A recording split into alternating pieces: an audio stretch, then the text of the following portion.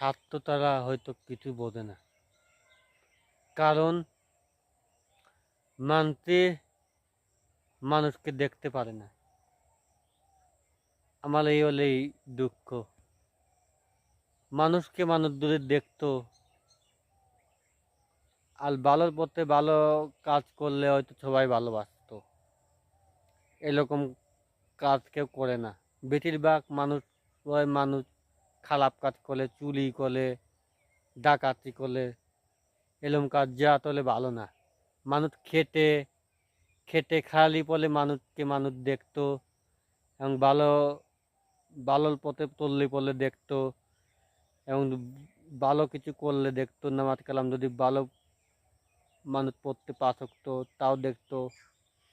ভালোর পথে আসার বিভিন্ন ধাপ আছে, এরকম ধাপ কেউ